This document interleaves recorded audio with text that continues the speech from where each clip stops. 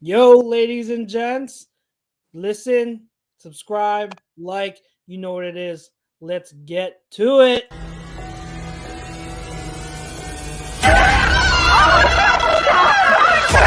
Let's go!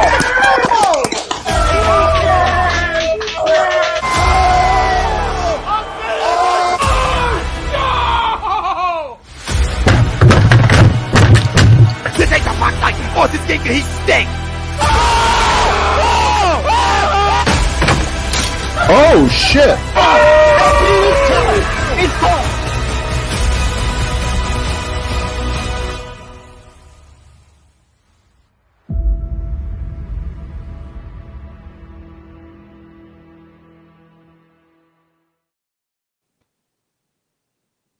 Ladies and gentlemen, it's Birds of a Feather on A2D Radio, brought to you by Fan Up, the best way to enjoy fantasy sports, daily NFL contests, and more.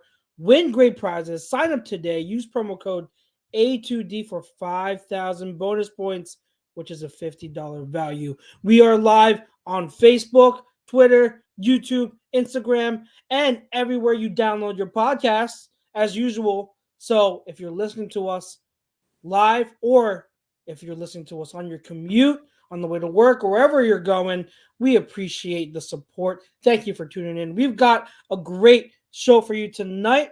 It's your boy Chucks here as usual, and the OG, the Godfather himself. What's going on, bro?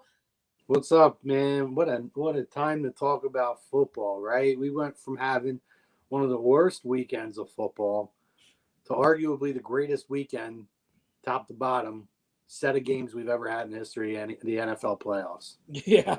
And the Sixers are winning at halftime. It's a good night. That they are. Even if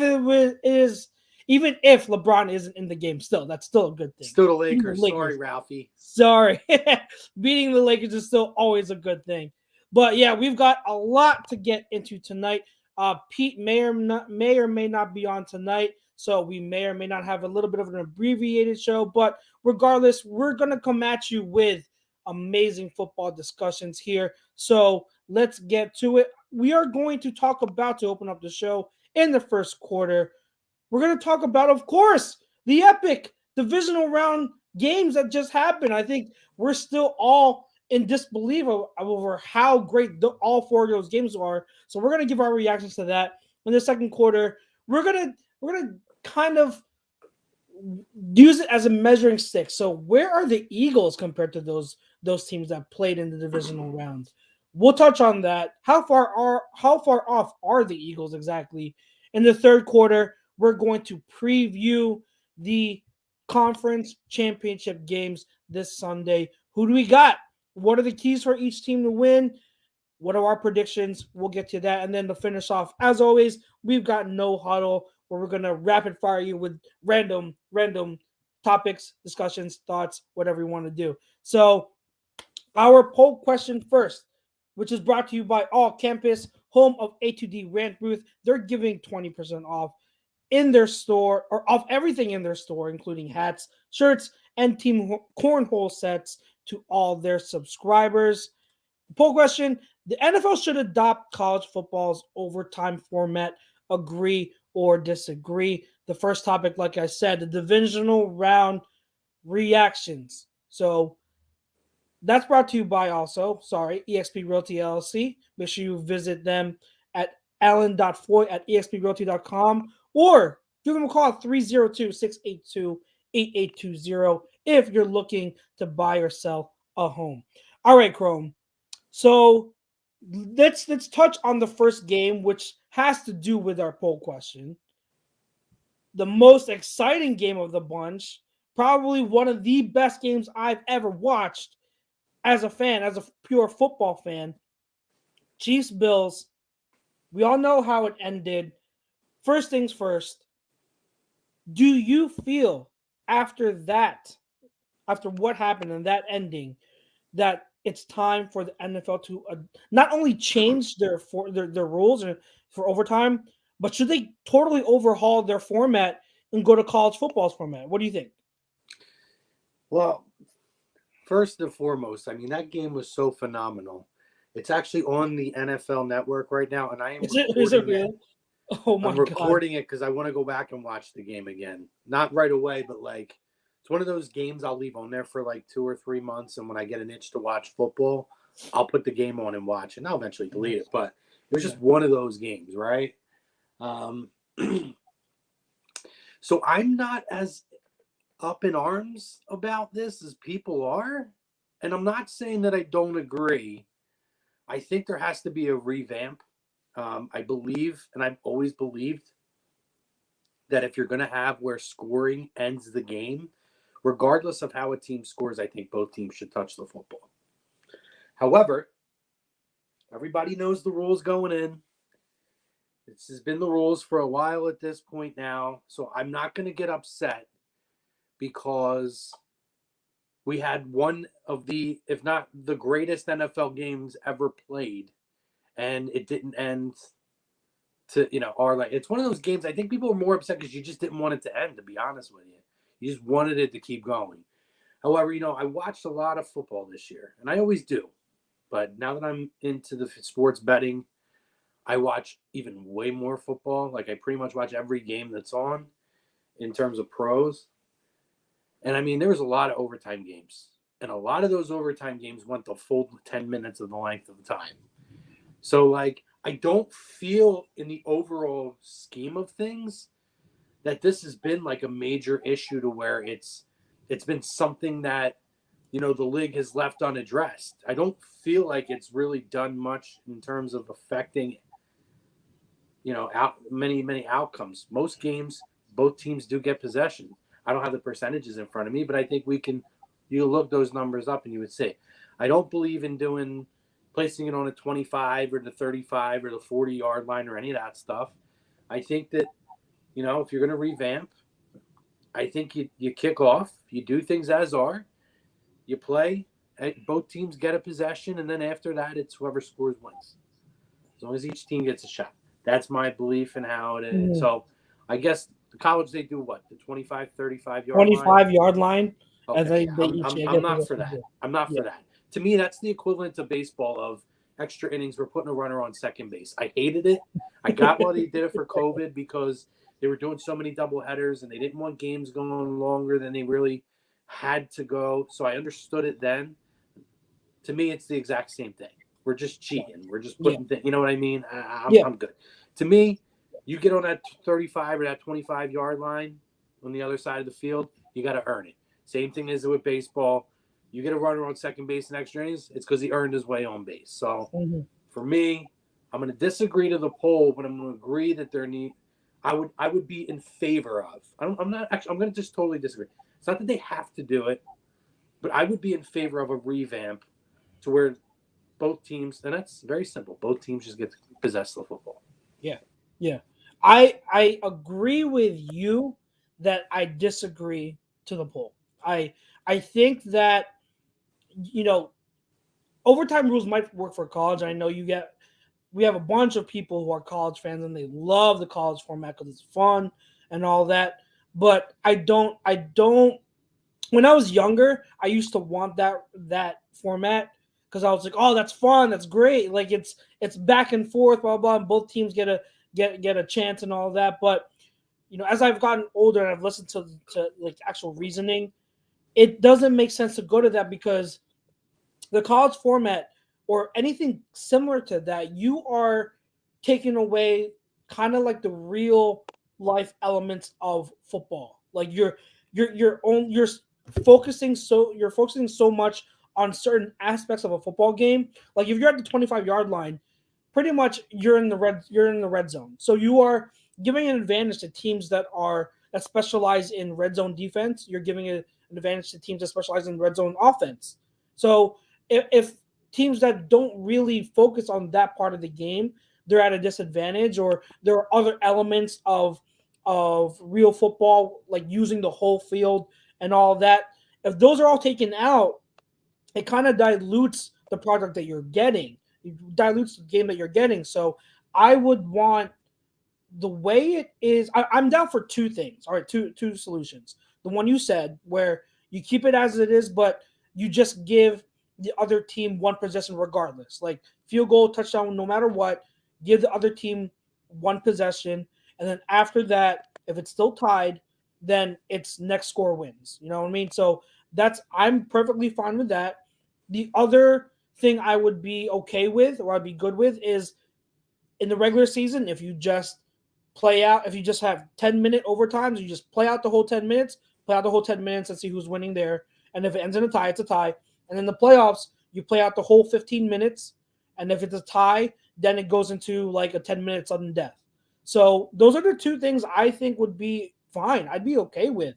And I think those are reasonable things. They're obviously you're gonna have downsides to each, and you're gonna have people that are always gonna complain to each idea that gets thrown around. You're never gonna satisfy everyone, but I agree to the fact that hey, like, and remember what I think Josh Allen said it after the game that they can't complain about how it turned out because if they had won the coin toss and won, they'd be celebrating too. So, like you said, like both teams know the format. They're well aware of it, and you just gotta kind of go with it. So, or you gotta the teams the rules. You kind of have to just accept it. So, if you don't want to have it go to that point where it's subject to a coin toss, then just hey, win in regulation, you know. So I definitely disagree to the poll. I think that you should have to, you shouldn't have to go to the college overtime format. I don't think that's necessary. Um, I don't know if we're having issues with Chrome. Are you good? Okay. I wasn't sure if it was me or you. I was it was getting timed out. But yeah, so I don't agree to the poll. Keep it as it is, but tweak it.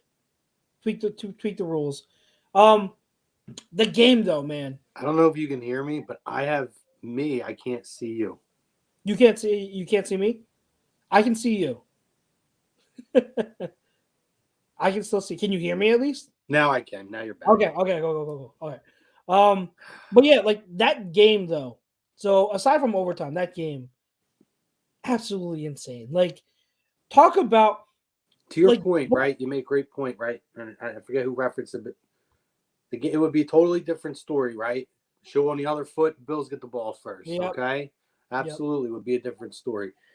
And to kind of respond to what you were going with, right? I don't like the idea. Like football is the one sport I feel like 10 or 12 minutes of overtime is enough. If it's a tie, it's a tie. It is what it is. Mm-hmm.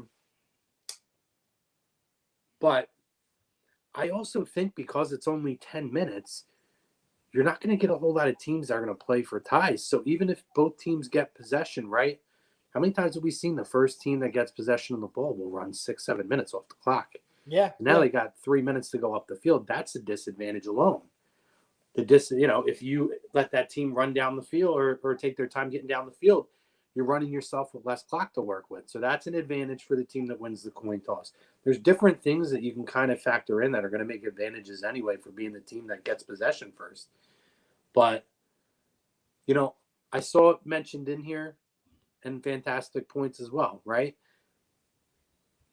People were worked up about Buffalo not getting possession of the ball, but Buffalo also let them charge down the field in 10 seconds and put them in a position to tie the football game. They didn't do their job in a 10-second window to correct that.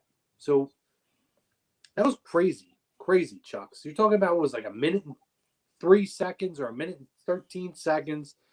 You had before the overtime, 2 touchdowns and a field goal, and just over a minute's worth of playing time on the field. Insane. Then you come back and then they charge right down. I mean, it was just one of the craziest games I've watched in a long time. All of the games this week, all of them this week were unbelievable. Yeah, they absolutely were. It's insane, and I know we have a lot of comments. Brinkman saying like complete and utter incompetence of Bill's part, not squibbing, and he goes as far as to say I think McDermott might not be as great as we think after how the game ended. I don't want to go that far. Like we have like the overreactions of people, and I know that's a huge mistake. Tony Romo mentioned it live on the broadcast, and it makes sense to squib it because you're killing clock. You know what I mean? You're killing clock. So maybe not even just squib it, but like kick a shorter kickoff. Like even if it goes only to like the 5, you're still going to run off clock. You're going to force them to return it. So like I totally understand the frustration of not only the Bills not squibbing it or doing making it so that they don't kick into the end zone and it's in field, it's fielded, but also on that final possession, the 13 seconds left, they just there are coverage breakdowns where you gotta be better than that. So you can't give up those 2 completions to Tyreek and to Kelsey. And I get that, but I don't want that to take away one from how great of a season McDermott had. McDermott has been great for the Bills for ever since he got there. And yeah, he made a mistake on how toward the end of the game, and you could argue it cost them, but that's not enough for me to say that he's a horrible coach. Like he's still overall a great coach. I think that like it's just one of those games where neither quarterback would be denied, and that literally had to come down to a coin toss for it to end. I like both quarterbacks played.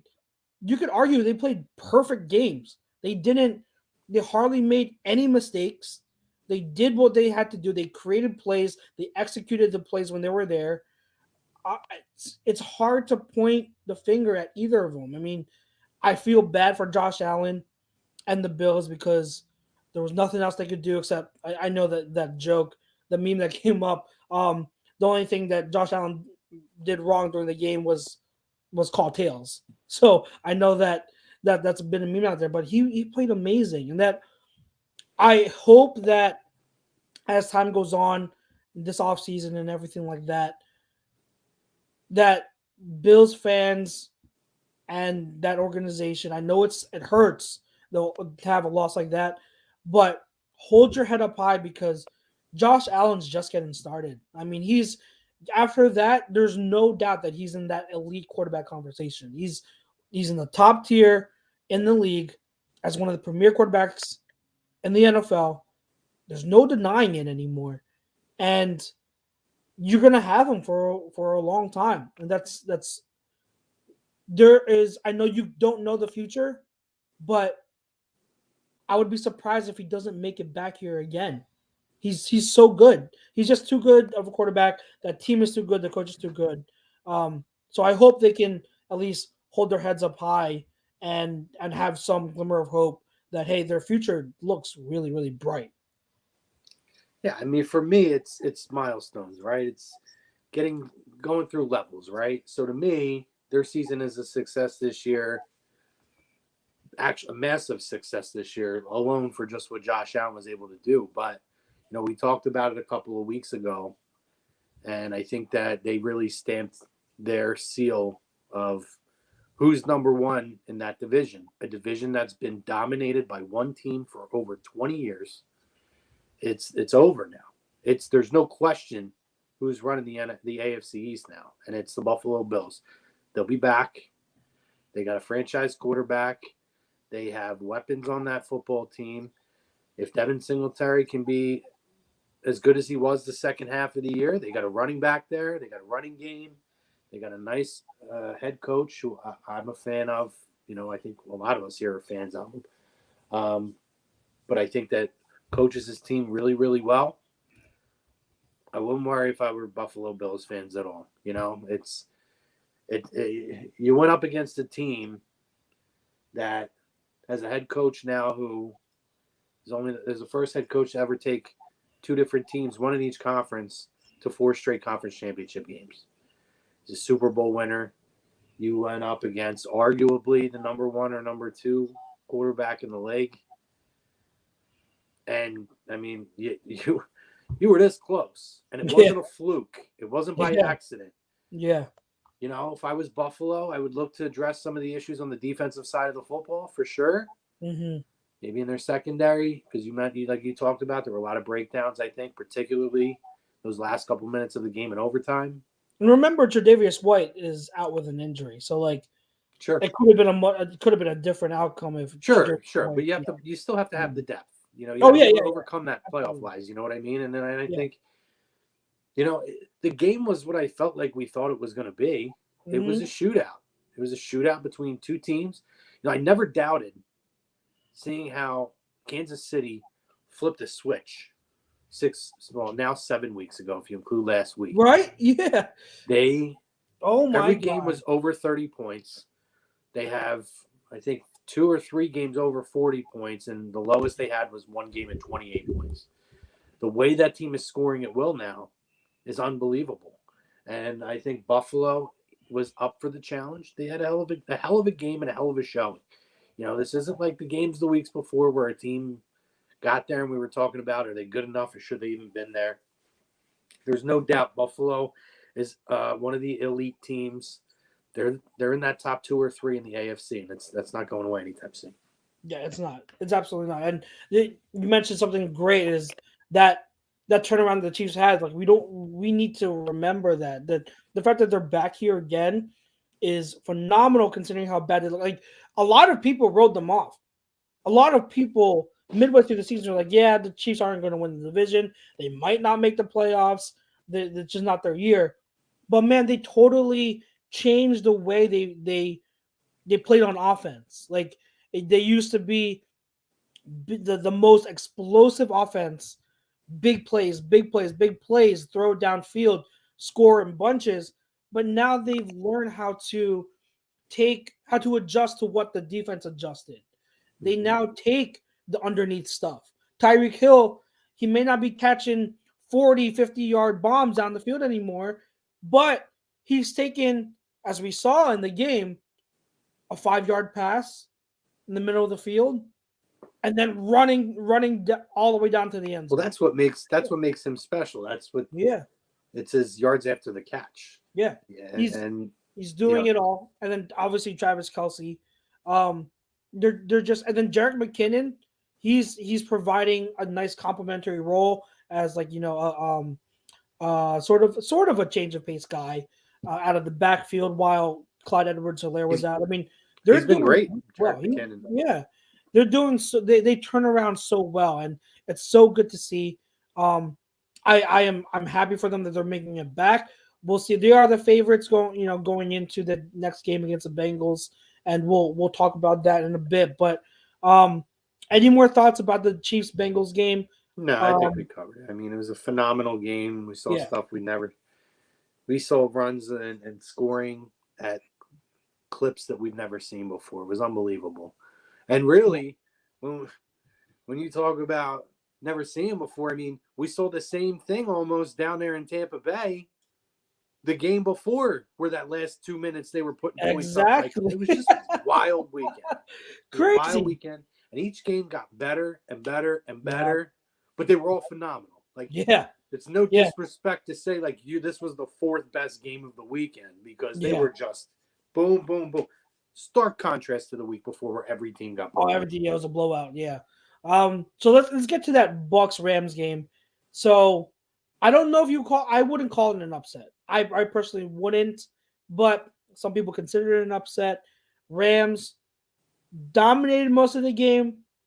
Looked like they were gonna pull a Falcons and choke late, but Matthew Stafford throws a bomb to Cooper Kupp to get them in the field goal range and win it. And I need to ask you this because you haven't been shy about your skepticism of Matthew Stafford. Did Yeah. he? I'm not going to ask you if he won you over.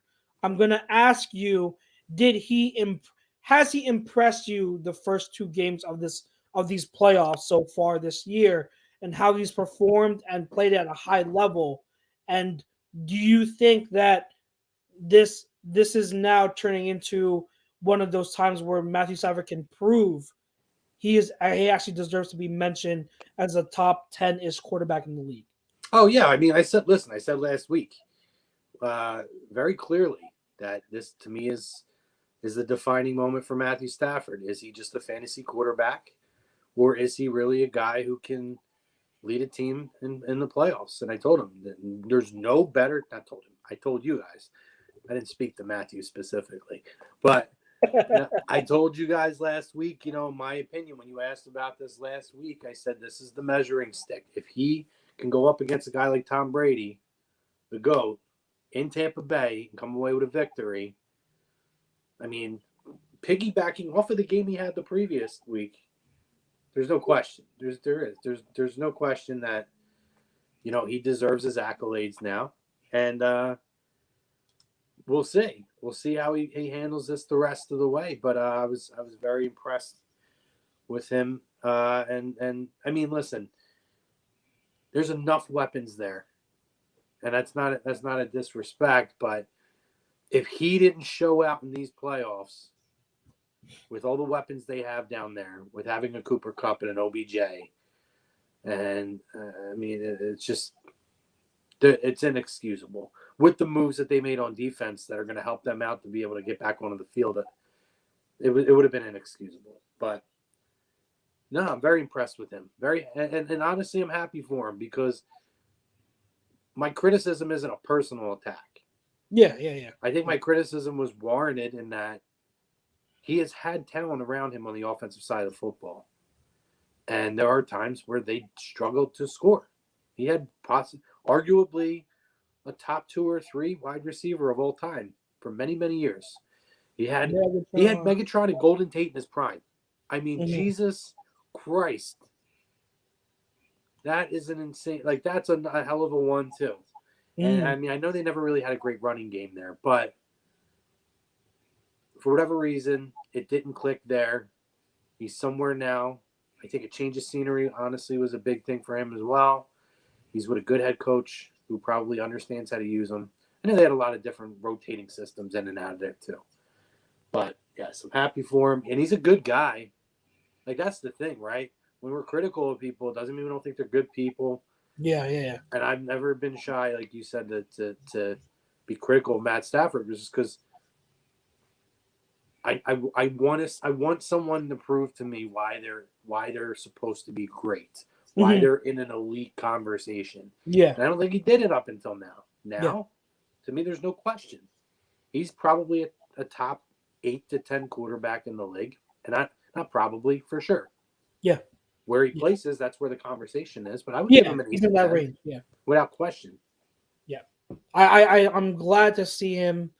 I'm in a love-hate relationship with how I feel about the Rams. They're They're fun to watch, Chuck. They are fun to watch. No, they're fun to watch. I hate Los Angeles teams. Exactly. I hate California teams. I also can't stand the overhype that Sean McVay does get. I do believe Sean McVay is an outstanding coach, but I think he gets way too much hype around him, especially from media. They think he's the golden boy and he can do no wrong. So I don't like the overhype, but I like Sean McVay. And I like a lot of the players on the Rams. I do. I like Matthew Stafford. I like Cam Akers. I was so high on in last year's draft. And his comeback story, man, tearing his Achilles in the summer and being back and looking as good as he does, great story. I mean, he's got to hang on to the ball, but I think also playing his second game back from the injury, I think that explains a lot of it. But yeah, he's got to hang on to the ball. I like OBJ. I like Cooper Kupp. I obviously Jalen Ramsey. There's a lot of players I like on that team to root for, but then also I don't like certain aspects of the Rams. So it's kind of like a love-hate thing. But I am glad to see because looking at those teams on paper and just how they've played throughout the year, I felt that the Rams were the better team. I just felt like they were the better team. And, it would have been really, I guess, off is the word I'm looking for, had the Bucs been able to find a way to win, because I felt like the Rams were the better team, not, through most of that game. And they just messed up huge mistakes. The fumbles by Cooper Kupp, by Cam Akers, huge mistakes that got the Bucs back in the game. but it would have been a case where they lost it more than the Bucks won it. But I'm glad I got this like that throw all like to Cup down the field to get in the field goal range. That was phenomenal. Like perfect pass. And See I don't that know. now that's to me where it's inexcusable. You can't let that guy Yeah, I get don't that know open with no help over the I don't know top. what the Bucks were doing there. I zero blitz with Matt Stafford who can fling it. Like I would not have called that defense. Yeah, you're right. Yeah, that made no sense to me whatsoever. I hate the rule. So like where you got the unnecessary roughness hit on I think Oh Mike yeah, Evans when they said that the play was dead. and Yeah. the ball by a beard hair hits the ground before he takes the hit. Yeah. I think that's bullshit. Yeah. I get what they're saying, right? Ball Yeah. hits the ground, the play is dead. But that to me is dumb shit. Like that, Mhm. I don't know. I hate that. I think that's stupid. You know, until you're off the field and you guys are lining up for that. To me, that just made I don't know. No, I totally get It that. I know that. incentivizes people to take Yeah. cheap shots. Yeah.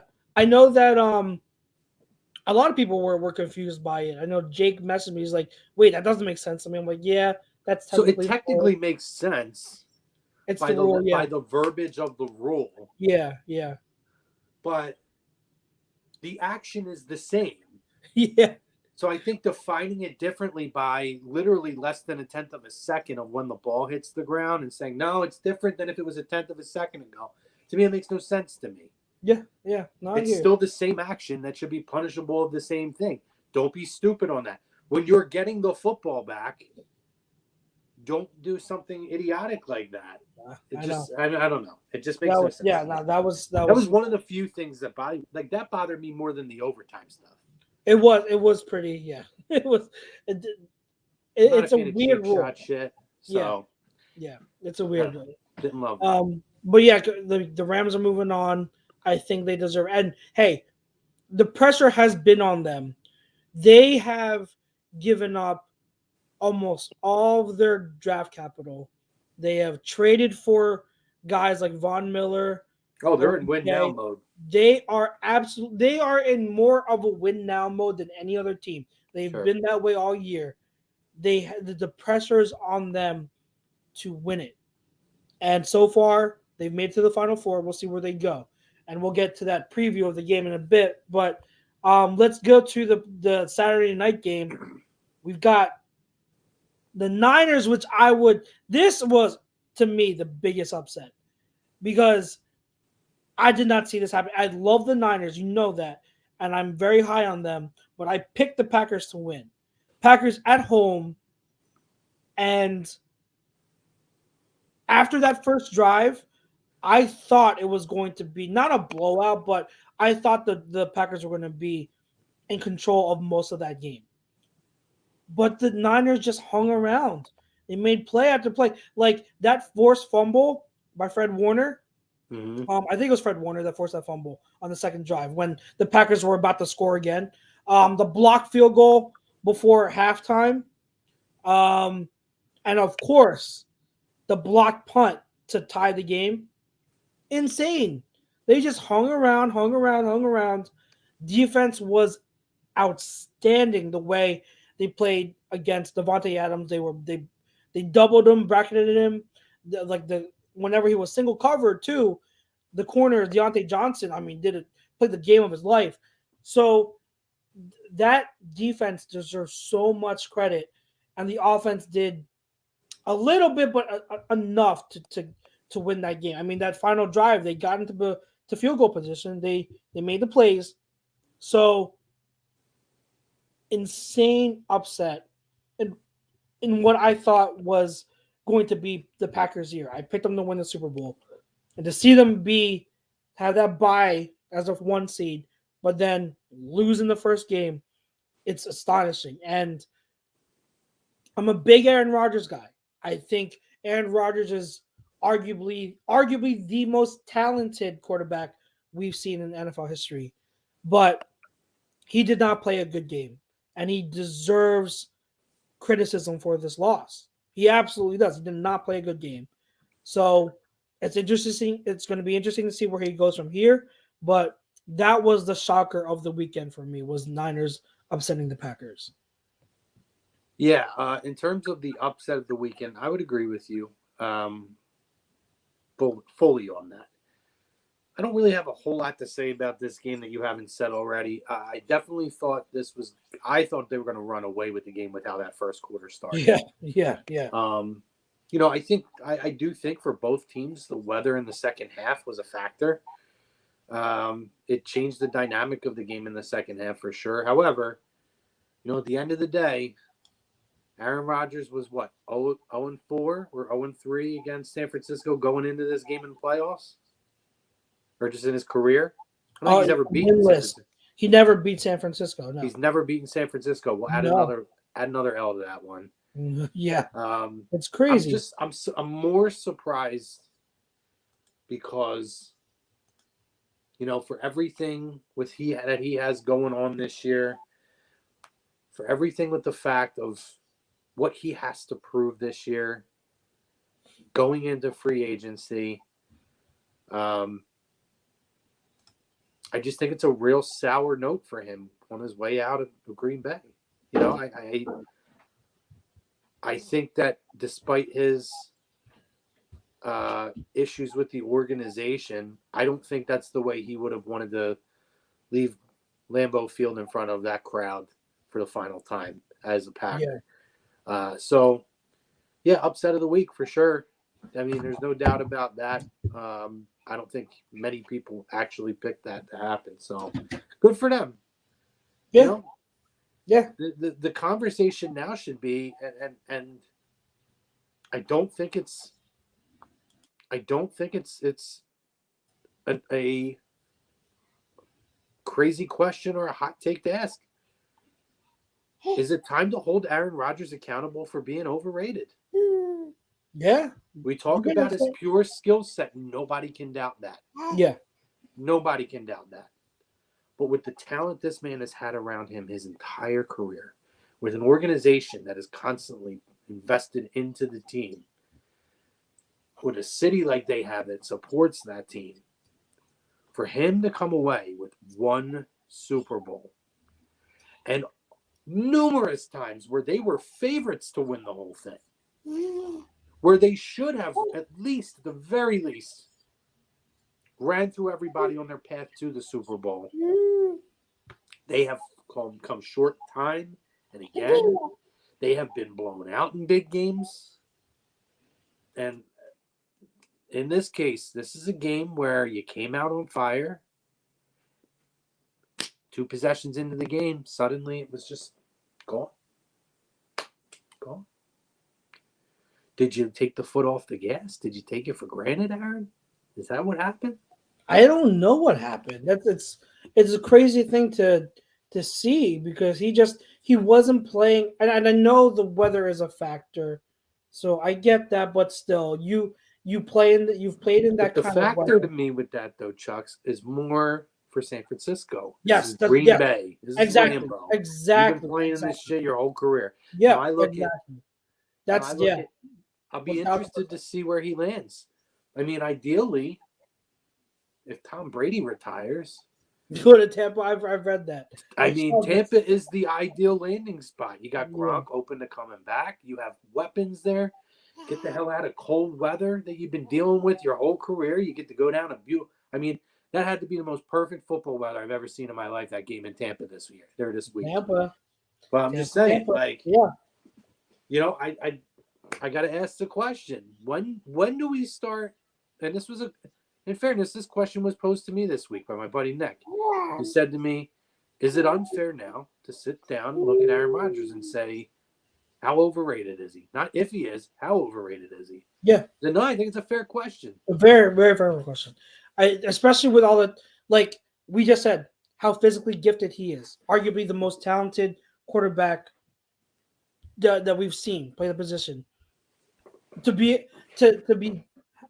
have that or be considered that, and knowing now I know winning a Super Bowl is a tremendous feat, Winning one Super Bowl is still a tremendous feat, regardless. Sure. But considering the teams that he's had and how they've lost some really surprising games, now I don't put it all on him. I know there are a lot of blunders with Mike McCarthy, and we've seen just how incompetent Mike McCarthy can be, especially in Dallas. Like I Mike would McCarthy say, was never good. Chucks, the majority of their losses, and I'm talking the vast majority of Green Bay's playoff losses, were shocking at how horrible they were.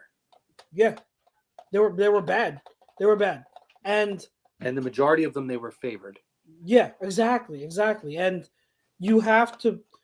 Aaron Rodgers has to put accountability on that. Like if he had gone out this year, won the Super Bowl emphatically, I would be willing to say, hey, like he did it. You know Just what I get mean? there. Like, Just get there. You don't even have to win the damn thing. Like, but the thing is, he didn't even win a game they didn't even win a game in the playoffs, and it's not like he tore it up, lit up the scoreboard, but they still lost. He played bad. He played poor, and so he deserves scrutiny for that loss. He does, and there have been. But even this is why I revisit. McCarthy, This is why I revisit all those conversations that we had on A2D, Chucks, after the Eagles lost. They looked like they didn't belong here. They didn't play well. So are we saying Aaron Rodgers didn't belong in the playoffs? I don't want to hear about history. We're going by this year, right? Does it mean that everything that team did was a fluke and they didn't belong in the playoffs because they didn't win a game in the entire? They didn't win a single playoff game, and they looked. That's a valid other than point. their first drive, they looked like shit. It's a valid point. And even if you factor in McCarthy, factor in everything else, Aaron Rodgers has way too many things in his favor to have lost this many times in the playoffs. So I totally agree. And this is coming from someone who is an Aaron Rodgers fan. Like I think he's super talented, but he deserves criticism. He absolutely does. He said that Bill Mondenbrook says, "Would the Colts seriously think about moving on from Carson? If so, that'd be a nice spot for Rodgers. Good defense, veteran wide receivers, Jonathan Taylor. It would be. I don't know. I mean, we have their first round pick. I don't know if they have the draft capital to make. To consider. Yeah, the other destination I was considering before we move on was Denver, because now Hackett, Green Bay's offensive coordinator, is being named the head coach in Denver. Denver has a good defensive roster. They've got weapons. So could that be another destination for Aaron Rodgers? Yeah. Maybe. Does he want to play in that cold? Does he want to play in that altitude, though? I don't know. That's a factor. I think there's going to be a lot of opportunities that end up opening up. We'll have to see what opens up. But I would like. If Tampa Bay happens, without question, I don't see anything else. Can you imagine? That would be insane. Before we move on to the second one, last game, Bengals, Titans. I don't have much to say about this other than I think the Bengals were the better team flat out. And I'm not just saying that because they won. I'm saying that because I felt that way going into that game. And I am super happy for Bengals fans. This is an amazing year they've had, regardless of what happens now going forward. Amazing year. Amazing start to a bright future for them too, with Joe Burrow and those weapons. And credit to Joe Burrow. I forget how many times he got sacked. He got hit and punished back there. 9, I believe. He had 9, but he just kept getting back up. That fortitude and toughness from your quarterback is amazing to see. It's a great leadership quality, and I really think I'm not going to overlook them. I think they do have a good chance of beating the Chiefs if everything goes well. I think they have a good chance. So I hats off to them for making it this far, and they've got a really. I love watching the Bengals play. I love watching them play. Well, Joe Burrow, to me, this coming into this, I think he's now established himself as one of the leading young quarterbacks in the league. He's justified where his draft stock was at, where he was picked at. And, one of the things that we talked about, right? I think we felt Derrick Henry might be a difference maker in this game. Turned out not to be as much.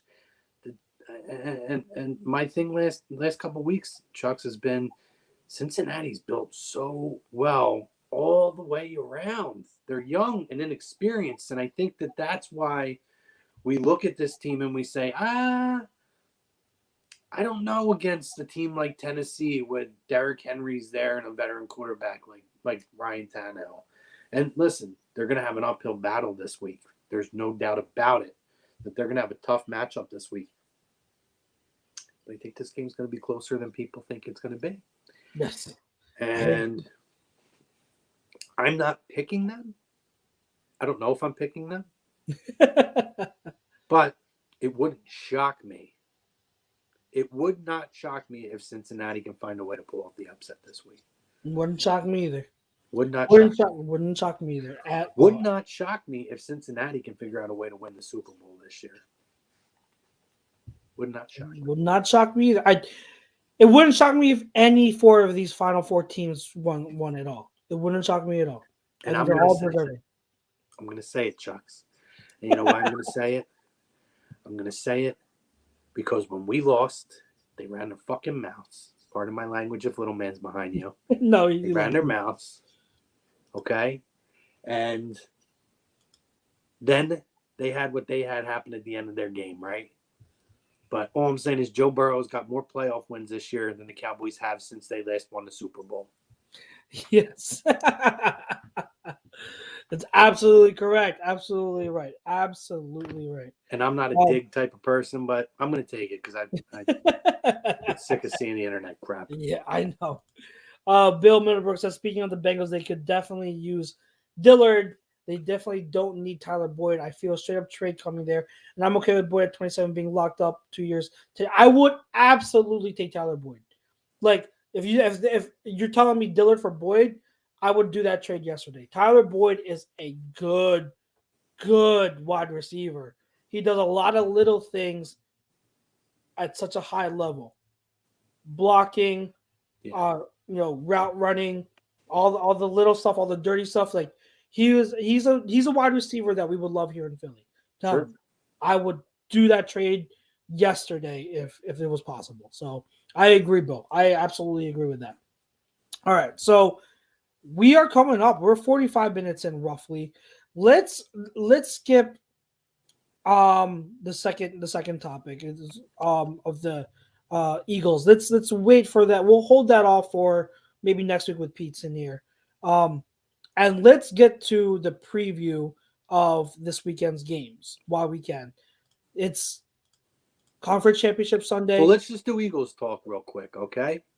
Oh yeah, if you want to talk about we'll just do random Eagles talk. We had stuff happen this week. Brandon Brooks retires. True. Okay, let's talk about that. So that's going to leave a hole at the offensive line, obviously. Not surprising.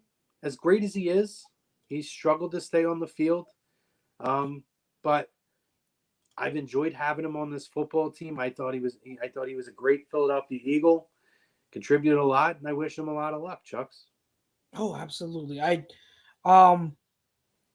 Like you said, it's tough because he hasn't been on the field, and I get that it's frustrating for some people, and we paid him a lot of money, so I totally understand that. But in total, I would say signing him could arguably be the best free agent signing that Howie has ever had, and it could be one of the top free agent signings in team history. Like what he was able to do, and remember, there wasn't a lot of hype around him as a free agent. It's not like he was one of the top names. He was a solid guy that was seen as a solid signing, but he developed here under Jeff Stoutland, taught him a lot, and he did such a good job developing and getting better into arguably like that the final season he played, he was arguably the best right guard in the game that season. He was so good and was one of the reasons why we were able to win a Super Bowl. His play on the offensive line, and not only did his play on the field live up to expectations, to say, or not only was his play exemplary, but his the person he was off the field was amazing, absolutely amazing. And I know he had struggles with mental health, anxiety, and when it first started, like I remember it was a big question mark, and a lot of the fans were confused about what was going on with him. Would he be unreliable and so on and so forth? But I'm glad he was able to come here and shed light on that conversation, on that topic, not only for us, but for his fellow teammates, specifically Lane Johnson, and how he's helped Lane with his own struggles with mental health. So what he's done as a player and a person for this team, this organization, can't be understated. And I wish him the best. He said that he's going to go to Penn for, I think, what do you say, a business school or something like that. And he plans to stay in the area, to live in the area. So that's awesome to see. I think it would be. Could only hope and pray that I run into him in the city one of these days. I haven't had much luck running into former Eagles in the city, but that would be awesome to see. And hey, best of luck to him. I'm so happy that he's been able to reach his decision and be at peace and move forward with the next chapter of his life. Yeah. And I mean, we have to talk about the financial ramifications of it. It's going to save him about $12 million. Yeah, he restructured his deal, so save about $12 million. I think another $1 million around June, something along those lines. Yeah, this is where I hate what I hate about the NFL. Right? Somebody retires and there's a dead cap hit. I know. That makes no sense to me. It's weird, You're right? punishing a team because a guy retires. Like the guy's having health issues, has barely been on the field for the last 2 or 3 years, and you're punishing the team and giving. I don't get that. To me, it never made any sense to me. I don't understand why it's not like, what, guy retires. It is what it is. That organization basically owns that deal if he ever comes back, right? Because I always remembered when Barry Sanders when he retired with the Lions. There had always been rumors that Barry wanted to come back. Oh, I didn't know that. I didn't know that, really. Yes. There's actually a real heavy rumor that he had considered coming back from Miami to play with Marino. Wow. However, the Lions still owned his rights because he retired with an active contract. Mm-hmm. That makes sense to me. Yes. However, a guy retires, is not going to play, and you're punishing the team by giving them a dead cap hit makes zero sense to me. It's never going to understand it. God, it's so because he's still going to, for the next 2 years, you have a dead cap hit from him. Just so fucking stupid. It's weird. I still don't understand. It's still a learning process to fully understand football salary cap. I just assume whatever they tell me, I'm like, okay, I don't even trust. Right? Yeah. It's so stupid. It doesn't have to be that complicated. It's so weird. It's so weird. I don't understand it either. And a similar situation, I think, with Sean Payton. I know this is off topic from Eagles, but Sean Payton is stepping back. But even if he wanted to play, that's not player. Sorry, coach for another team, he would have to be traded because Saints still own his rights. Correct. So it's similar situation in that regard. But yeah, I don't understand the whole dead cap thing still. I don't know why the teams would still get penalized with that. That should just come off. That should just come off the books. But I don't know. I don't know what it is. Anything else the Eagles you want to talk about before we get to the preview? Do we want to talk about Kevin Patullo possibly going to the Bears as the offensive coordinator? But who? I'm sorry. About Kevin Patullo possibly going to the Bears. I don't really have many thoughts on that. I guess it would be a good hire for them, but I need to know, like, the Bears, the situation, like, it's still like a big question mark to me. So I don't know. I mean, Well, he's got a young quarterback to work with. yeah, I mean that is You know, I really, mean, really good. yeah, I think that good for him. It's good to see, the Eagles have such a young coaching staff. And for all the questions that we all had coming in, right? About coming in with such an unestablished young coaching staff, that coaching staff's getting a hell of a lot of looks in the offseason. And that, to me alone, even if they don't get hired, is encouraging that you have good people in place right now.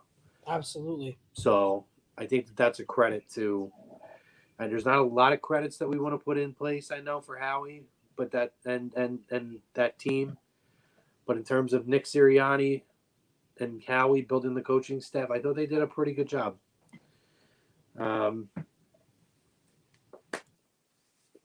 all I got, I guess. I don't know. Yeah, I mean, I'm we'll going to see answer how. the question now because I don't know that I'm going to be on next week. So I will answer the question. You don't have to answer, and you and Pete can discuss it further. Okay. In terms of how far off do I think that the Eagles are, I'm going to keep it very simple. I don't feel like they're as far off as people think, but I think that they're extremely far off because they won't make the move they have to make to bridge the gap. Which and if is it was what? ever more evident than this weekend, this was the time that you saw it, and it's the quarterback play. And again, I'm not trying to knock Jalen Hurts. I like Jalen Hurts. I like him as a person. I like his work ethic. I like his attitude. I think he's got a leadership quality to him. But you still have to have the assets, the skill set to play at a certain level in the National Football League as a starting quarterback. And quarterback play was so important this week to see every quarterback have to throw the football to get teams back into games.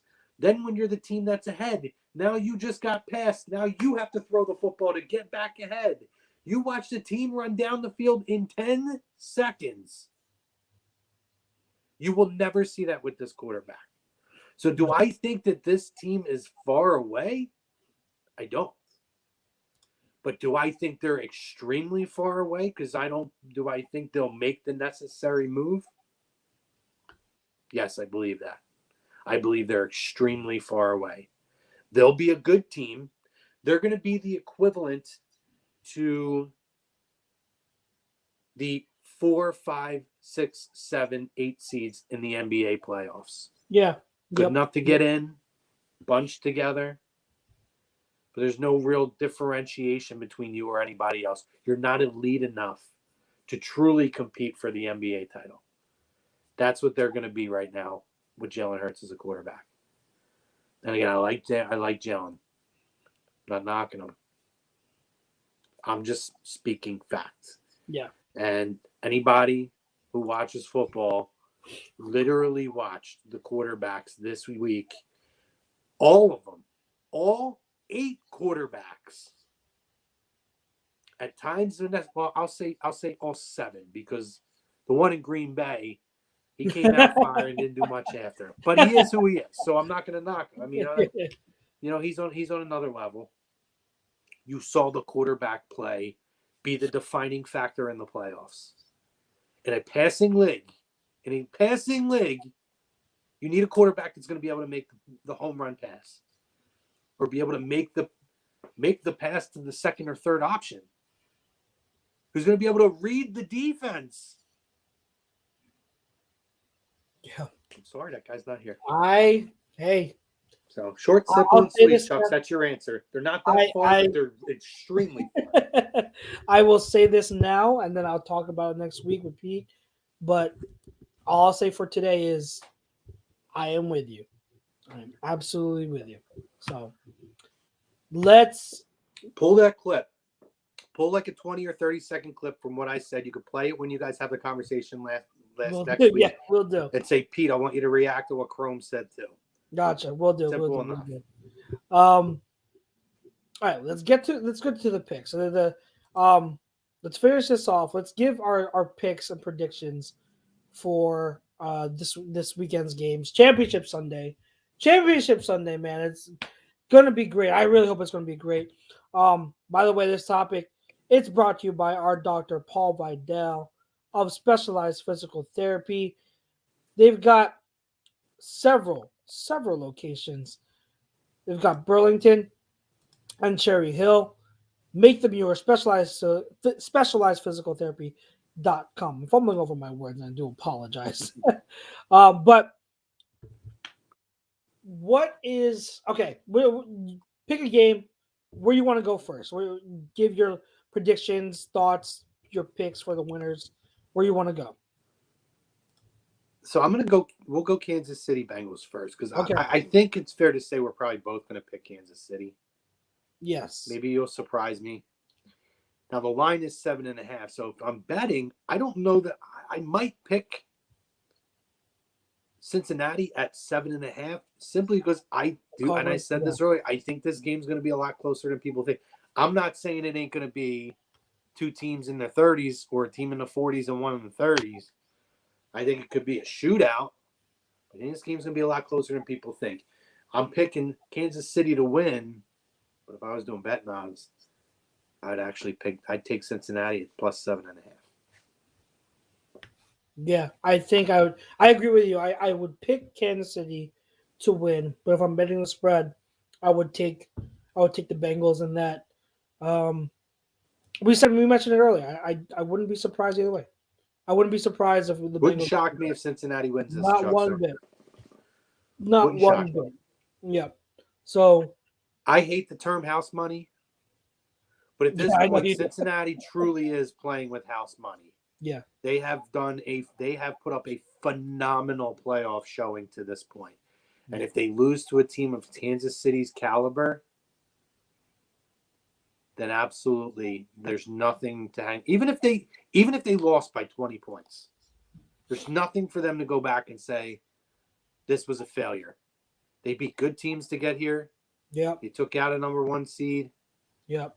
They're going to be a force to reckon with. You know, this will just gauge maybe this game will just be a gauge for them. You know, not do we belong here, right? Because that was the conversation we had about us in the wild card round. It's not a conversation about does Cincinnati belong here, but how far is the gap between Cincinnati and a team like Buffalo or a team like Kansas City? That's what we're going to see here. Yeah. Are they truly a top 3 or 4 team in the AFC, or are they more of a 6-7 seed who needs to go out and build up the offensive line a little bit and add a few other little assets there to get them over the hump? So yeah, I totally if that agree. happens, Bill, that's a good showing for them, for Cincinnati, if they get a final score around there.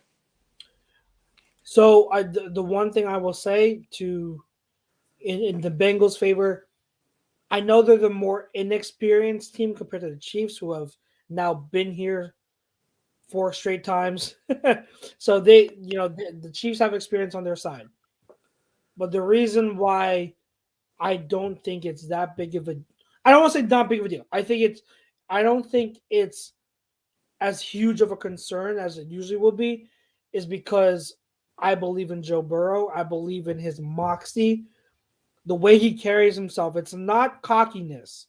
It's extreme confidence in his ability and the players around him. The way he plays, he is so smart. He is so confident in his abilities. He knows what's at stake, and it's the stage isn't too big for him. And that's a cliche we throw around for quarterbacks, but you legit see it with Joe Burrow every time he plays. You see it. And so that's what makes him so special, is that moxie, that the fact that he knows what he can do, he knows what his teammates can do, and he's going to make the best plays. We watched him get sacked 9 times in a playoff game and just get right up and get right back in the huddle. Yes. Did not get rattled. A young guy, second year in the league, particularly coming off a year where he got injured and missed a good chunk of the season last year. You come in your second year in the league, and you're in the divisional round against the number 1 team in your conference. and you put up that showing with being crushed to the ground 9 times. I mean, I don't even know how many times he was actually hit. Listen, more, yeah, because that's a pro, man. That's a pro's pro. Yeah, that's playing. That's. We talk about how Jalen talks and sounds like a leader. That shit's showing it. Yep. That's going on the field and showing it. Absolutely. Absolutely. So we have the Chiefs, but are very, very, still very high on the Bengals. Now, round 3 of Niners Rams. This is very interesting. I will say this. I can't, if I were to put money on a team to win, just to flat out win, and if you would make me pick who was going to win this game, I can't pick against the team who has won 6 straight matchups against the other team. Kyle Shanahan is absolutely Sean McVay's daddy. Like he owns him right now, and McVay hasn't been able to figure out Kyle Shanahan the past 3 years. So I can't pick against them. What I will say though is this game for the Rams could be the difference, because in this type of game, this type of atmosphere with everything at stake, when we talked about it, the quarterback can be the difference. And this is why the Rams got Stafford. And this is why the 49ers drafted the future long-term franchise quarterback, potentially, in Trey Lance. And Jimmy G is pretty much out the door after the season, is because of the quarterback. So it could absolutely come down to a play or two that Jimmy G does make or doesn't make that is ultimately the difference in this game. I think it's going to be close. I would not be surprised if it's overtime again, just like in that second matchup. It's going to be, these teams know each other so well. Obviously, the division rivals, the coaches know each other so well. It's going to be a hell of a game. I'm picking the Niners, but wouldn't be one bit surprised if the Rams pull it out. And honestly, in a way, I could even say they should pull it out because they have the better quarterback. And I touched on earlier, they are all in this season. They are more all in than any other team in the league this season. They have to win this game. They have to. This is as much of a must win out of any other game they've played. This is the game so far to be able to get over the hump of the 49ers. They have to get over that mental hurdle and get the monkey off their back. If they do, the Super Bowl, I feel like mentally will be a lot easier than coming in right now. Because, again, I'm not saying this is a bigger game than the Super Bowl. The Super Bowl is obviously the Super Bowl, but the Niners have beat them 6 straight times. 6! The Rams were up 17-0 close to halftime in that Game 18 matchup. Game 18, and if the Rams won that game, the Niners would have been eliminated from playoffs. They wouldn't have made it. So this is a mental hurdle. As I don't care what anyone on the Rams say. This is absolutely a mental hurdle they have to get over. Is to beat the Niners. This is their chance. This is the best chance they have. They have to do it. And if not, but if they don't, I don't know how long this stranglehold the Niners are going to have over them. It could be a long time. But I picked the Niners, but I could see the Rams winning. Yeah, I mean, I hear what you're saying about the coaches and the relation, who owns who over the time and this and that. At the end of the day, this Rams team is different than what it was in that first matchup. So I take that out of the equation, right? We go to the second matchup. They faced each other. You had the overtime game. However, it is very difficult in any sport to beat a team 3 times in a row in the same season. In any sport. And I think it's. I would like to say San Francisco because I love Debo Samuel. Yeah. Him He's our son. alone would He's our love son. to see him get to a Super Bowl. Love to see a player like that on a stage like that to be able to get that kind of exposure. Yeah. However, I feel like the Rams are clicking on all cylinders. I feel like Matt Stafford has a moxie and a confidence now that he's done it in the playoffs. And I think it's really, really going to be a difficult matchup. And to your point, you talked about why the Rams went out and got Matt Stafford. Yeah, it was for a game like this, but let's be real. It was for the Super Bowl. For the matchup that we all expect to see when they end up facing Kansas City in a rematch. And this time you don't have Jared Goff throwing your football all over the place. Exactly. That was the moment they realized they needed to do something with the quarterback position. They were able to go out and finally address it. They're clicking. They're similar to how Kansas City was, turning it on at a certain point. I just feel like you're seeing a different Rams team. And I feel like it took a lot out of the 49ers to be able to pull that game out last week. So I think that there could be a hangover and a carryover from that. I just think it's too much to pull out here. I think the Rams will win this game probably somewhere in the vicinity of 10 to 13 points or something. I don't even think it's going to be that close of a game. It'll be a good game. I don't think it's going to be a tight game. I think anybody be out of it. But. The one X factor I will say, because Trent Williams hasn't practiced all week because he sprained his ankle, so him and Kyle Shanahan said in the press conference that they're expecting him to play, but again, he hasn't practiced all week. If he is unable to go, or if he gets re-injured during the game, the Rams have a huge advantage. They have Von Miller. The Niners need Trent Williams in order to have a chance in this game. They need Trent Williams. Without Trent Williams, who is the best offensive tackle in the game, scratch that. He is the best offensive lineman in the game today. Yeah. Bar none. Trent Williams. This year, best offensive lineman in the whole league.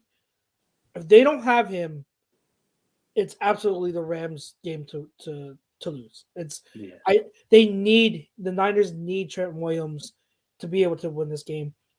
They need that run blocking. They need to be able to protect Jimmy G, because if Trent Williams isn't there, Von Miller and company are going to be all over Jimmy G. Jimmy G, we know, is not a mobile quarterback, and we know what happens when he gets pressured. He makes a ton of mistakes. So that's a huge X factor. Watch out for that leading up to game time. If Trent Williams doesn't go, that it could spell doom for the Niners. I will say that. Yeah. But as things are, we'll see. Anyway, like I said, I know we're going to be going off in a few minutes here. So I'll reiterate my picks. I'm taking the Rams this week. I'm taking them, and I'm taking them at the -3 that their line is at. When I go to the AFC, I'm picking Kansas City to win the game, but I would take Cincinnati at +7.5. That's it. That's your Chrome bombs. That's your Chrome line right there. No, that's good. And to recap, I've got the Chiefs and I've got the Niners for a rematch of Super Bowl 54. So we'll see how that goes. Yeah. But I'm just excited for the games. I really, really am. And I hope you guys are too, because we've only got 3 more games of NFL football left this season. Oh my God. It goes by so fast. But that's okay. For us baseball fans, it sounds like baseball is going to be coming back soon. They got some progress in their labor talks. Good. And and it looks like the Sixers are fun to watch. Sixers are about to win. One scores 105-87 right now. 30 seconds left, so they're about to win. Good win. The last thing I did want to mention real quick before we head off. So we both agree. We both agreed that Jimmy G didn't play a good game against the Packers, right? So Mina Kimes from ESPN made a comment about how Jimmy G didn't play well. Former 49er quarterback, former Eagles quarterback, Jeff Garcia, lashed out against her on, I think, Instagram, saying pretty much attacking her how since she never played the game, her opinion doesn't matter. I'm paraphrasing here, but since she never played the game, she doesn't know this, doesn't know that, and how she her criticism against Jimmy G is unwarranted. Um, I take exception to that. For one, he's attacking someone who had a very common opinion. I'm pretty sure Mina Kimes was not the only person in media who said Jimmy G had a bad game. And two, I take really, really big exception to anyone that says that just because you didn't play the game means that you don't like your opinion doesn't matter. Like there are so many examples of people who have never played the game that have gone on to be great and smart football minds. There are so many. And to reverse it, there are so many examples of former football players who have been horrible in the media, horrible as coaches, who aren't smart football people. So it works both ways. And to, I mean, we have women scouts in organizations all across the league. The Eagles have two. The Eagles have two. So I take a huge exception to that. And from someone myself being someone who loved and respected Jeff Garcia for so long because of what he did here in 2006, I can honestly say that I lost a ton of respect for him from that comment. And I think it's totally outlandish for him to say that. And it's not fair to Mina Kimes, who is one of the best and smartest football people in the media right now. She works her ass off. She deserves where she's at right now, all the success she's had. She studies the game, and you can tell when you listen to her and watch her, she studies the game. She knows what she's talking about. It's unfair to attack her like that, single her out just because she didn't play the game. So I wanted to get that off my chest because that bothered me seeing that today. So Yeah, I mean, to piggyback off of you, Chuck, I have like a dueling opinion on this because it's like the culture that we've set today, right? So, like, first of all, to your point of you've never played, so you don't have the right to have an opinion. So you're basically saying that any female has no right to have an opinion on football. That's just asinine, and that's basically what he's insinuating then, because there has not been females who have played football at any kind of a high level. So that alone, the opinion is asinine, right? yep. I don't, there's a lot of things in life that people may never do, but it doesn't mean that they can't study up on and become an expert on. Excuse me. So that's first of all. However, I think that you see this kind of a reaction from either a current or a former professional athlete because of the culture of the media today, right? So she may have just been in the wrong place at the wrong time and what he saw at that time, and it just set him off, right? But when you have the Skip Baylesses of the world, the Stephen A. Smiths of the world, and all these guys who go out here, and Bart Scotts and all these guys who have all these strong opinions, who make all these ridiculous and hot take and clickbait remarks, whether they're valid or not, to think that it's not going to offend a professional athlete or bother a former professional athlete who has had to have their own, adversity, which we know Jeff Garcia has faced a lot of adversity in his, in his career in terms of people questioning, his, starting prowess or what have you. However, I feel like it's not right. But this is also the culture that the media has now set up because it's a hot take culture. It's whatever's going to get clicks. And now you're starting to see athletes push back. Now, the thing is, you got to focus that in the right place and not, pick and choose people who may be innocent people. I didn't hear her comments. I don't know what she said. I'm not going to speculate as if I did. I'm going to assume they weren't that bad that one specific person she's being singled out because I never heard it. Usually when a person is singled out, I've heard of the comments that they make, ahead of time to know. I haven't seen anything asinine about what she said. So you said wasn't anything crazy, wasn't anything out of the ordinary, any of that. I'll take your word for it. But that's why I'm kind of in this middle, right? I'm having a dueling debate to myself because I don't think it's right. I think it's an asinine idea that just because you didn't do it, means that you shouldn't have an opinion on it. That's fucking stupid. Mm-hmm. However, on the flip side, we're setting these guys up or ladies up. When you talk about some of the top female professional athletes and people have opinions on everything, to react this way. So it's like you're damned if you do, you're damned if you don't. Yeah. They don't want to sit back and continue to take it, but they, if they push back and they push back the wrong person, we're like, oh my God, I can't believe you did. You know what I mean? I don't know. It's weird. But I agree with you. At the end of the day, wrong time and wrong place for him just to direct that kind of animosity. Yeah. All right. So he doesn't have a history of this though, so I don't hold it against him. Yeah, I think if he becomes like Aubrey Huff, if anybody is a sports fan knows what Aubrey Huff has become on social media.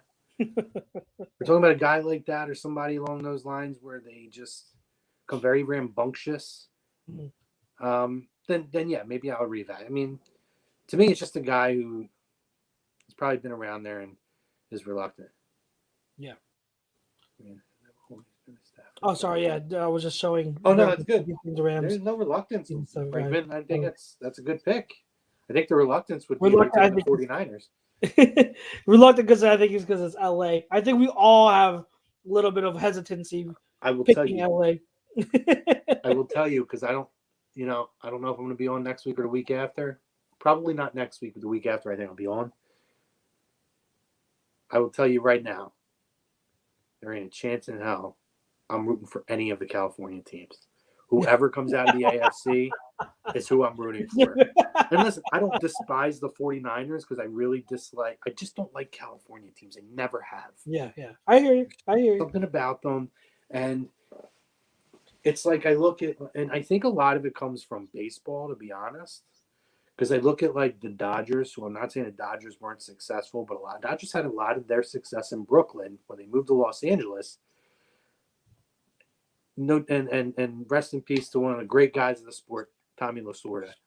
But Tommy Lasorda just always held the Dodgers up to Yankee and Cardinal level, and no disrespect, bud, but you guys were never at that level. There's only two teams that lead their two things. Now, again, I just felt I think that made me start to despise LA teams. Then it was the whole, the Hollywood ass. Everything was Hollywood. Yeah. And here's the real reason why I hate California teams. Not the 49ers as much. More so than Los Angeles teams. Because it's a social gathering. It's not if they're good, people go. They always go to Lakers games because stars always go to the games. But that's it's like a show there. You know what I mean? Yeah. But and Lakers at least have been they're one of the most successful franchises in any professional sport. Mm-hmm. But I look at Dodger games and Angel games and LA Kings games and what other fucking sport am I missing? Rams game and all that. Nobody shows up. I went to the Rams and Eagles game in December 2018, and it was 70% Eagles fans. The Niners fans took over SoFi Stadium week 18. It was a home game for the Niners. Unbelievable. The Rams had to stop and make sure that all ticket sales for this game went only to local buyers. That's how bad. They do that all the time. They honestly do that. They did that with the Eagles games too. Do they do it all the time, or do they do it they did it with the Eagles games? They started restricting how many would be sold. But I'm telling you, man, I just have this thing, and with how LA teams, aside from Lakers taking them out, act like they're all the greatest thing that's ever happened, and how their fans. We got a Rams fan that says he's having a blast right now. Oh, and that's okay. Listen, I'm not knocking it. I'm not knocking it. You should cheer your team on. I even say here, when the fair weather fans are here, I have no problem with it. I think everybody should get on board. It's a positive environment in the area, right? Yeah. I just have personally, and it's more because you're Dodger fans, man. I'm not gonna lie. It's the Dodger fans that makes me hate California teams now, and it's always been that way since I was a kid. Always been that way. So Yeah. I have a hard time rooting for them. There are certain teams I would have rooted for the 49ers, and I love Debo. Yeah, But we know. We're always if gonna the 49ers win, I'm not going to care. Yeah. I hear you. But I'm rooting for whoever wins the AFC. Yeah. I've been, I don't know about you. I've visited both cities. I love the city of San Francisco. It's one of my favorite. It's great. I love San Francisco. I've been to San Francisco. I've been to. Is it still Levi's Stadium out there? No, it's they're out in Santa Clara. Right. So is it called Levi? like is it still called Levi? Away. Yeah. Is it still called Levi? Okay. Yeah. I went to WrestleMania 31 there. I've been to the stadium. Oh yeah. That's right. Yeah. Yeah. Beautiful stadium, great area, Santa Clara. I've been to Santa Clara, San Jose, San Francisco. I like Northern California. Not bad. I went across the Golden Gate. I did all that shit. Yeah. Beautiful. I love Los Angeles. I've been to Los Angeles a ton of times. I go out and visit there. I got good friends that live out there. I just don't like your sports teams. Yeah. You got one of my favorite baseball players of the last 20 years, Mike Trout. But I don't like your sports teams. Just never will. Yep. Absolutely. All right, brother. Good show. Got a lot done. Side note, one last thing. Yeah, good. I started to go back and watch some of the Marvel movies again. Which one? So over the last couple days, I went back to the beginning of the MCU. So I did first. I'm not watching every movie. I'm skipping around a little bit, but are you going the order of phases, or are you going order of chronologically? I go in from how Disney Plus has it, the full MCU order. Okay, so by phases. So in order of when they were released. Yeah. So I did obviously first Avenger. I love Captain America movies. To me are the tops of the singular series ones. So I love first Avenger, Iron Man 1, Iron Man 2. So I don't really remember the Avengers that well. The original Avengers movie. The first one? I've only seen it once. So I actually fell asleep on it just because I'm really tired when I was watching it last night. Okay. But I'm gonna go back and finish it. But I was like, and I made it like literally like I had like 20 minutes left. I'm like annoyed I fell asleep. You're at the very end. Yeah. But like I was at the point where like they were at the top of Stark Tower and everything. It was like, but man, that was so much better than I even remembered it being. Yeah. Phenomenal movie. I don't even know. I mean, I know like the Incredible Hulk. Not a great movie. No. Not a big fan. No. But I was trying to think. I'm like, I don't know that there's really a bad movie that I can recall saying. For MCU, I'll name them. Incredible Hulk, like you said. Iron Man 3. But the Incredible Hulk wasn't done by Marvel Studios. It was a Fox production. They technically consider it, but it was before the MCU was established. Yeah. Right. So it's yeah.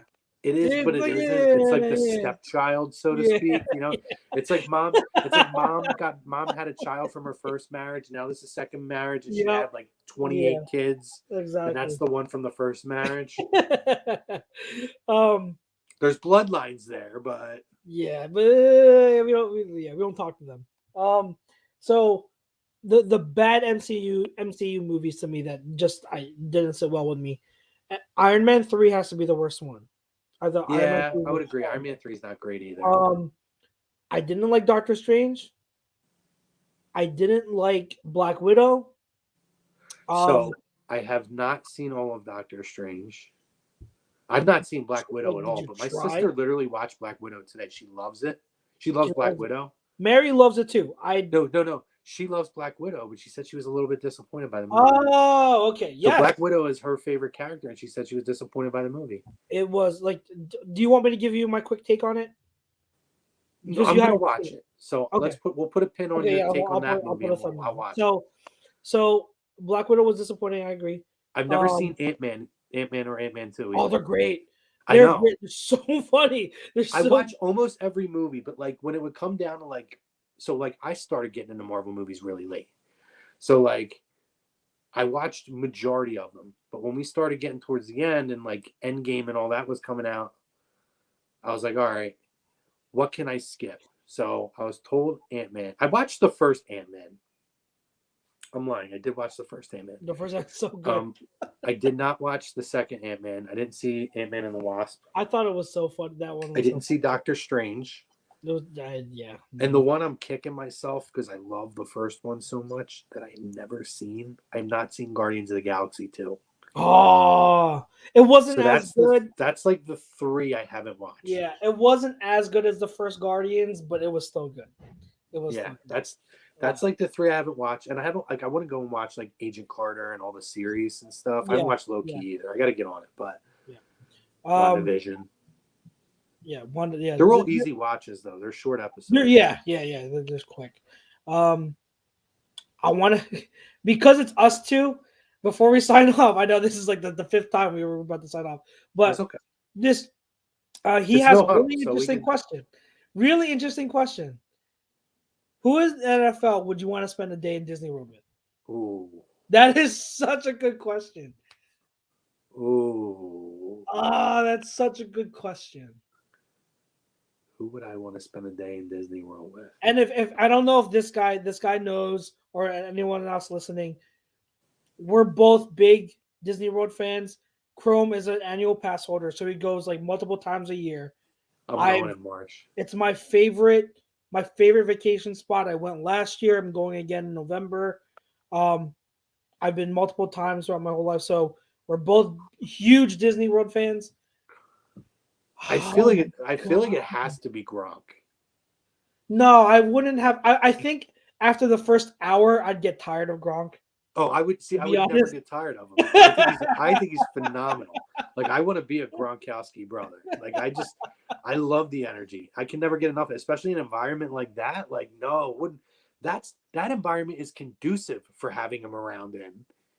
In some ways, yes. In some ways, yes. I'd have to go with Gronk. You're gonna go with Gronk. It's so tough for me. I'm gonna have to revisit that. I mean, I'm thinking about like entertaining people, like people who are like silly and fun. I mean, God, I don't know.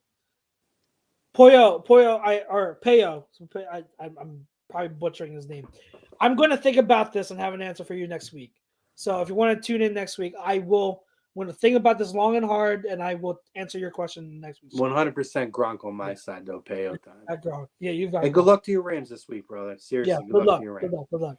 Another thing, Chucks, we'll have to discuss at some point on No Huddle that we haven't discussed. Which one? We got to do Cobra Kai. Oh yeah. So I did finish it, and you guys were right. The last, I'd say, 3 episodes were bomb. The second half was great. Really good. I didn't think it started as slow as you thought it did, but I could see why. I could see why you would have that opinion. For me, I didn't think it was, but I could see. But I binge watched the whole series when season 4 came out, so I literally just watched season 1 to season 4 straight through. Oh, do we? We gotta talk about that. Yeah, we got next right now. What's up? Do we dive into this one right now? Do you want to? I have some time. It's up to you if you want to. I'm gonna leave it up to you. We can either save it for just a couple of minutes. We can just do a couple of minutes. Okay. No, actually, see, I don't want to spoil it for anyone. Although it's like way past the spoil. No, it's way past the spoil time. Okay. I'm going to speak generally, right? I don't want to give anything away. And honestly, the specifics that I'm going to get into are more so for like season 2 and season 3, right? So, season 1 to me, phenomenal. Just phenomenal. I love the series. But like when we have this like fight to the death in the mall and the dude gets like paralyzed. Oh, you mean in the school? Yeah. I'm sorry. In the school. Yeah. A little weird to me. Well, then they have a scene where they were like chasing them around and fighting in the mall as well. Yes. There's so many of those scenes. Yeah, like they were in the park. There's the school. Oh, yeah. Then there's the house. Yes. So I'm like, those kind of took me out of it a little bit Yeah. Yeah. because it's just too much at that point. Like the Yeah. great thing about the series, and yes, the movie series is all right. He goes to Okinawa, we got to fight to the death, right, and all this stuff, and like little far fetched. But it's not like, hey, your everyday life, you're fighting for your life, and like somebody slashing you with Yep. like shredder claws, Yes. Yeah. and you're You're getting falling thrown off of a stairwell and getting paralyzed. Like, and you're throwing somebody through a pane of glass in a house. It just got a little bit lost there. But like, and I understand like what they're doing. Like the yeah. stories I like. It's those overly eccentric scenes. And they're Yes. cool to look at. Yeah. Obviously they're for cinematic purposes. But I have to say it. I have to say it. Now, maybe because I'm an adult and I just see how things are and I see how people are, I think the ultimate bad guy in heel is Daniel LaRusso. Daniel LaRusso he is the ultimate bad guy. I'm he Johnny was. Listen, Yeah. Johnny wasn't great, okay? Johnny was not a great kid, but he came from a tough background.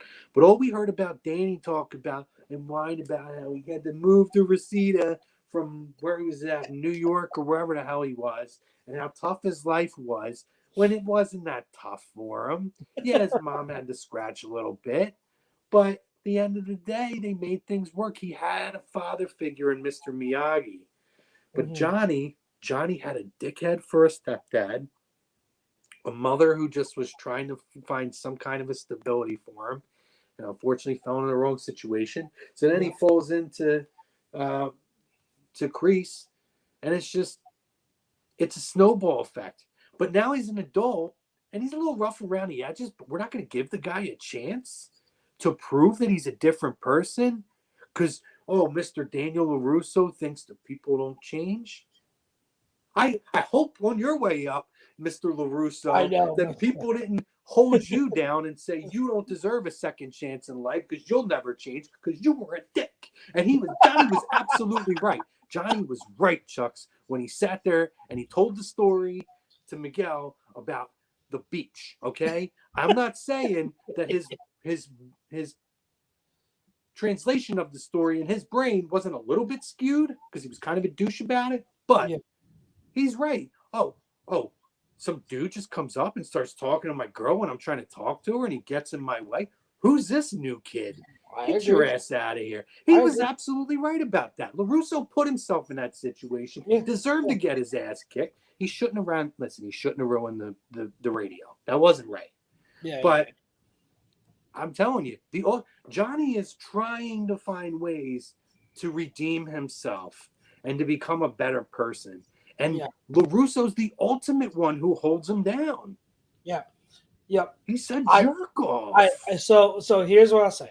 So for the movie, in terms of how the movie now looks retrospectively, there is more leeway now. Now you kind of got to see. Now you know what was behind the scenes, behind the curtains of some of these character stories that you didn't know, and so you look at it differently. And yeah, there are questionable things that Danny did. I am not going to absolve the stuff that Johnny did because Johnny was an asshole still. He was still like, regardless of the reason, he was still an asshole. So it's not, it doesn't remove his villain status to me to the movies. But here's the thing. One of my favorite But things. are you a villain because you were a jerk off in high Well, school? I say villain. I say villain. I know plenty of people that were dickheads in high school No, yeah, I that know. are nice people now. That grew I'm up to saying be story. pretty Well, damn I'm good saying people. story wise, and this is what I mean. This is what I mean. One of my favorite things about movies and stories shows.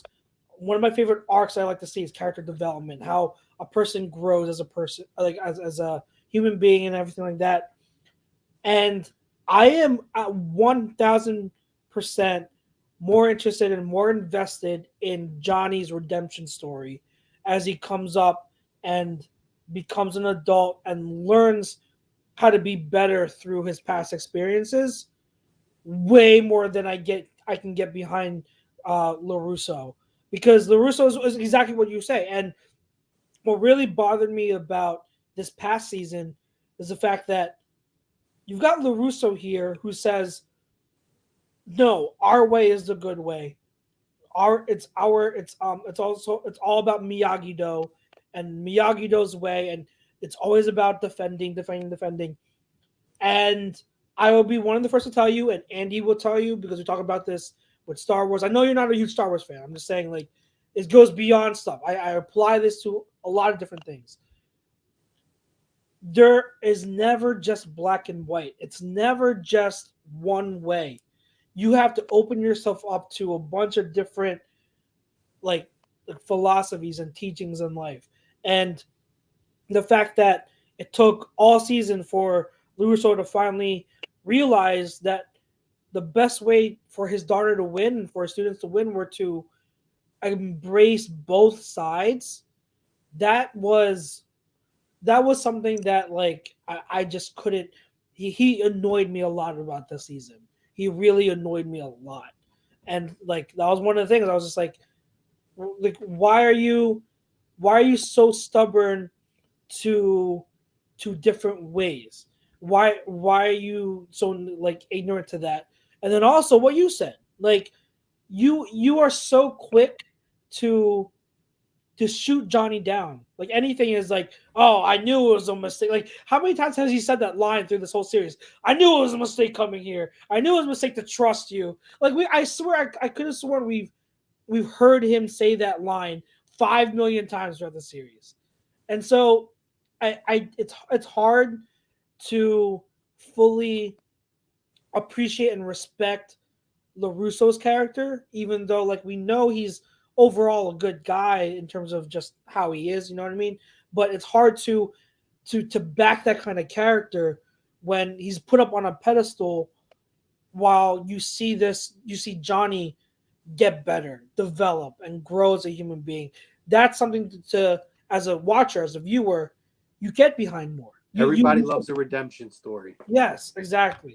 And what's amazing too, I know, and we're going to tie this up in a bow in a minute, is LaRusso, who talks about defense, is constantly the aggressor in these little issues and spats. Yeah. He's the aggressor. His personality is to be the alpha and the aggressor, but he's constantly preaching defense. Mm-hmm. I'm Team Johnny, Eagle Fang, all that. I can't wait Eagle to see Fang, what happens next. Bill says it here, Eagle Fang karate.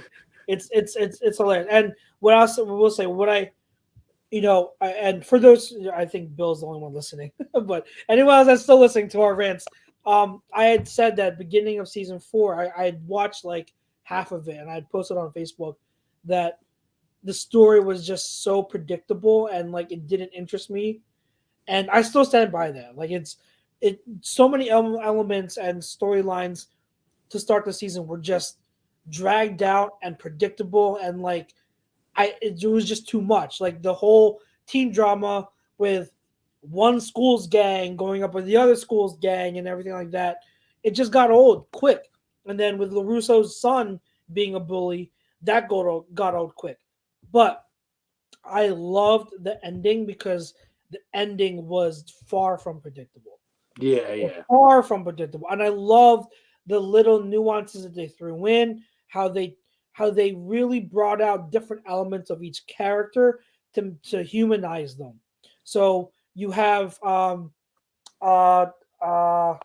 who's the protege for Johnny. I forget. I can't remember his name. Miguel. He up and leaves. He up and leaves after getting hurt. You have I don't want to spoil with too many details of season. Season 4. But like you get what I'm saying. Like all these characters, they have endings that are different from what you would expect. Yeah, I love that. I will say the best part of me of the whole series so far has been the episodes that had Elizabeth Shue coming back. To me, that was the best. Season? Those two, and that was season 3. Those 2 episodes were the best. And even then, freaking Daniel is married and he's trying to cock block Johnny. Okay, this is how he is. I know. He's spiteful. I know. So Team Johnny all the way. I know. Had to get through that. With I him. loved that scene too because like if you look at it, Dan LaRusso has his family. Yeah.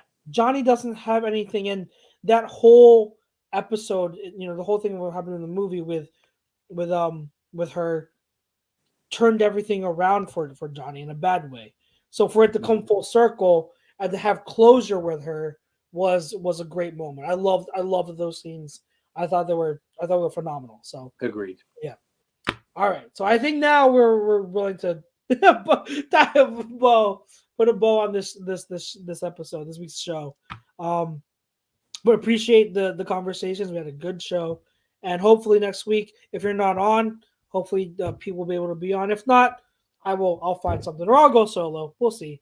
But we got a lot to talk no about. huddle, guys. No huddle. You never know what's going to come up. You never know what's going to come up. Sports related, not sports related. Anything, and it's all fair game, as you guys know. All fair game. All fair game. Well, thank you. I want to thank you, the listeners, all the listeners that are still tuning in, that have checked out the show. Thank you so much for tuning in again. We really appreciate you. You know that we love you for your support for us week in and week out, for not only our show, but for the whole fam, everyone at A2D Radio. We have a show every day, so make sure you check out and tune in A2D's awesome lineup of shows for you. We got something for everyone.